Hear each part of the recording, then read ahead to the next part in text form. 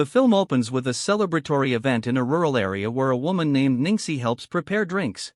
Moments later, her boyfriend named Rahman arrives and chases after her to the back. He tries to persuade Ningxi to be patient because he is not yet able to propose. Rahman then leaves first because he must report for duty as a police officer. After Rahman leaves, a car suddenly arrives and crashes through the crowd. Dozens of people become victims, which angers village head greatly. The driver is ordered to step out and take responsibility for what he has done. Suddenly the village head is attacked and eaten in a cannibalistic frenzy. 5 hours earlier at the herbal factory, 2 boxes of new sample concoctions are packed to be delivered. One of them is sent to the owner's house, which is not far from the event. His name is Diminutive and he has just married his young wife named Karina. Without much thought, Diminutive drinks the sample that has just arrived. Meanwhile, on the road, the family of Diminutive's youngest daughter is on the way there. Her name is Kenes and she is with her husband named Rudy and their child. When they arrive, Karina greets them, although Kenes does not look pleased. Karina had once been her close friend, yet now is married to her father. In his room, Diminutive's eldest son named Bambang is startled by his nephew. Rayhan looks very excited to see his uncle, who owns many toys. Amid the family conflicts, the two of them are the only ones who get along without resentment. Not long after, Diminutive, who has drunk the elixir, is shocked when he sees his face in the mirror. His wrinkles and gray hair fully disappear as if he has become young again.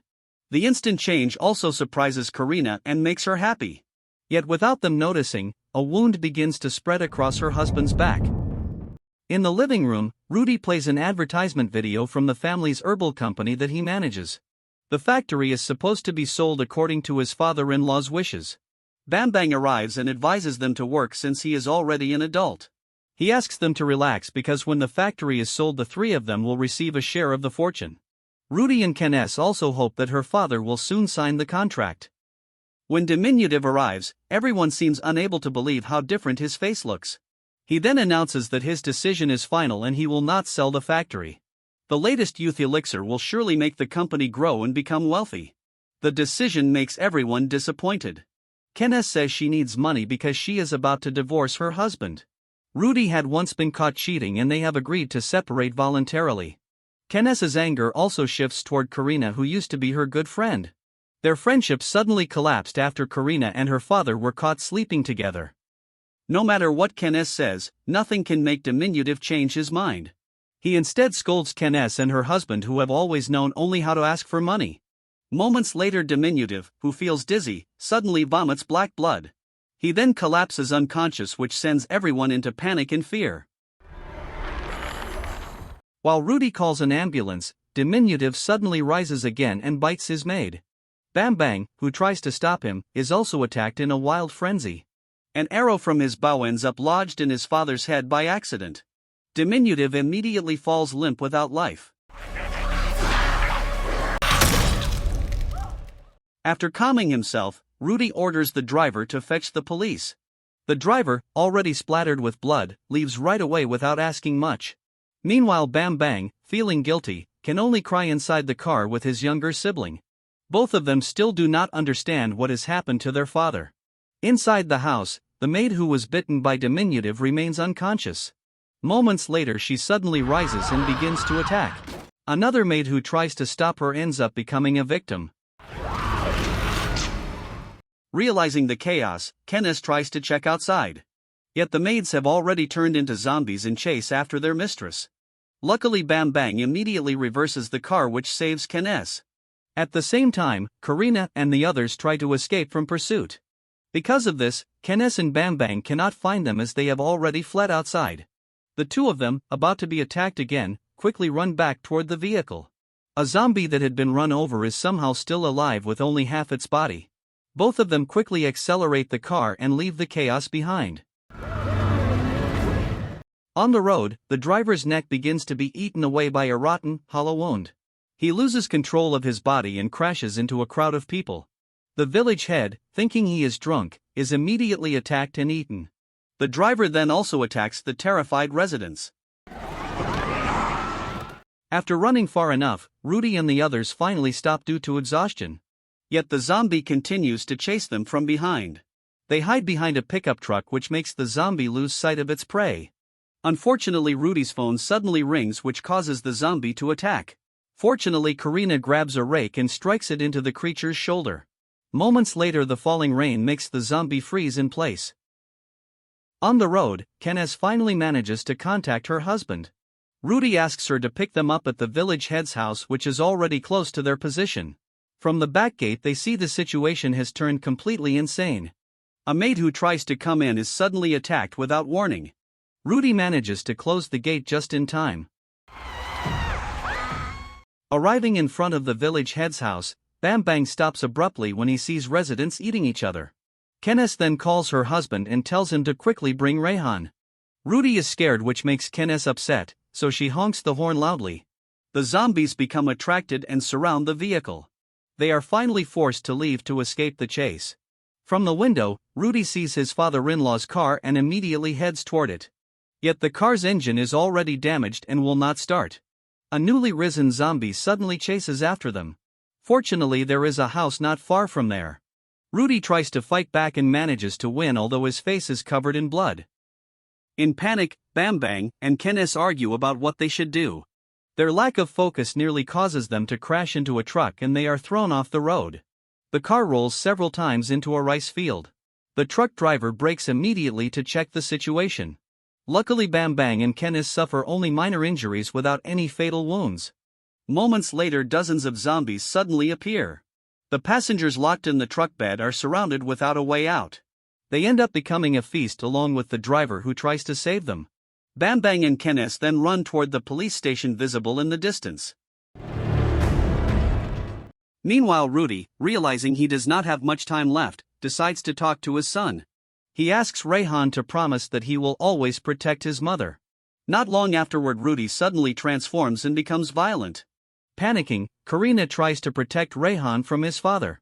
They hide in the kitchen, but Rudy keeps pushing the door with all his strength. Eventually, Karina is knocked down and Rudy's body is impaled on a pump's metal rod. At the police station, the arrival of Bam Bang and Kenneth confuses the officers. They report that there is chaos outside. The police quickly prepare to secure the area. While Karina calms Rayhan, the owner of the house, who turns out to be Ningxi, arrives.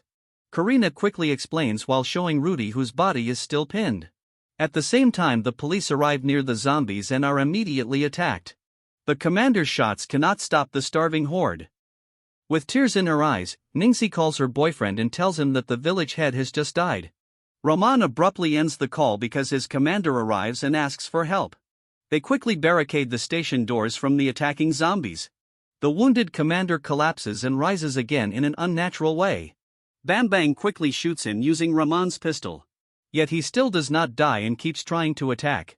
They finally push him into a holding cell using whatever objects they can find. In that moment, Bam Bang asks Rahman to contact his superior, urging him to send reinforcements by saying it is a riot between residents. Meanwhile, Kenneth, unable to reach her child, can only cry. Bam Bang tries to comfort her, saying Rayhan will surely be safe. Fortunately, shortly after, Kenneth's phone rings and the call is from Karina. Kenneth then promises Rayhan that she will come for him soon. Karina also informs her that Rudy is no longer human. As time passes, more and more zombies gather and surround the police station. The nearly broken door must be reinforced again with various objects. Rahman then receives a report that the backup unit is under attack. Their vehicle has stopped in the middle of the starving zombies. The sight makes them realize that there is no way out anymore. In despair, Kenneth informs Karina that the rescue team has failed to evacuate her. This means they are now both trapped with no way to escape. The situation opens their hearts and allows them to forgive each other as old friends. As evening approaches, Rahman is confused when he sees the zombies running toward the mosque after hearing the call to prayer. He lights a firecracker which successfully becomes a distraction. This means they have a chance to escape using the motorbike left behind. After putting on protective gear, they also prepare their weapons. Rahman then calls Ningxi and tells her he will come to pick her up soon. Moments later, they set off firecrackers and point them into the distance. This successfully draws the zombies away and clears the yard. But just after they depart, a zombie suddenly approaches which forces them to fight. The loud gunshot turns them into the center of attention. All the zombies rush toward the three of them who struggle in the middle of the crowd. At Ningxia's house, Rudy, who cannot stay still, finally frees himself. He begins banging on the door again, creating noise. The zombies outside try to enter to join the feast. Fortunately, moments later thunder roars and the rain begins to fall. All the zombies suddenly become calm and stop attacking. For a moment they can move safely. Seeing an opportunity, Ningxi starts her motorbike to leave the area. Rudy, who has broken down the door, is left behind. Unfortunately, the rain stops, which causes the zombies to attack again. Kenes, who becomes separated, runs toward a truck and hides inside. Rahman and Bambang are forced to return to the station through the back entrance. At the intersection, Ningxi arrives together with Karina and Rayhan. Yet they cannot continue toward the police station because it is too dangerous. The zombies around the truck become aware of their presence. Fortunately, Kenes fires a firecracker into the open sky. With deep longing, Kenes rushes to embrace her beloved son. Unfortunately, another zombie appears and charges toward them. Cornered, Ningxi stabs the zombie's head with her heirloom dagger. They then hurry into the truck for shelter. Crying, Ningxi calls Rahman and tells him she will pick him up with a vehicle. Karina then starts the truck and drives through the zombies along the road. However, the brakes fail, which causes the truck to crash through the wall of the police station. When she regains consciousness, Ningxi is terrified and is immediately greeted by her boyfriend. Sadly, Kenes then finds Bambang with his leg trapped, so he cannot move anywhere. Everyone tries to free him but fails. At the same time, Ningxi suddenly screams, which forces Rahman to leave them. The zombies that keep pushing inside are shot by him in a wild frenzy. With the time he has left, Bambang orders Karina and his sibling to leave because there is no way he can be freed. He says that this is his chance to sacrifice himself. Meanwhile, Rahman continues shooting the approaching zombies. But Ningxi, who keeps stepping back, is suddenly attacked from inside the holding cell. Rahman quickly knocks down the commander until he collapses to the floor. Unfortunately, Ningxia's arm is wounded and they have no bullets left. The zombies then attack the two of them without hesitation. In the front room, Bambang and the others keep holding on with the bullets they have left. Rudy, who has fully transformed, manages to enter and attacks his wife. Rayhan, who tries to protect his mother, also becomes a target for his father. Fortunately, Bambang and Kenes hold Rudy with all their strength. Karina then shoots him straight in the head. As time goes on, the zombies grow more violent and uncontrollable. In his dying moments, Rahman proposes to Ningxi as their lives near the end. After lighting the fuse of the firecracker, Bambang once again insists that Rayhan must be taken away from there. Kenes and Karina, who have no other choice, can only obey with tears in their eyes. Moments later, the fuel dripping from the truck tank ignites, which creates a massive explosion. Barely standing, the three of them reach the motorbike and prepare to escape. Yet Kenes's arm has already been infected from her husband's bite. Crying, Kenes says goodbye to Rayhan and tells him to stay with Karina. They are forced to separate for the sake of everyone's safety.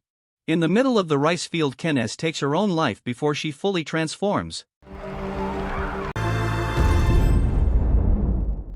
Meanwhile, in Jakarta, an elderly woman has just drunk a bottle of the youth elixir. Moments later, her husband is shocked to see her sudden transformation as she becomes young again.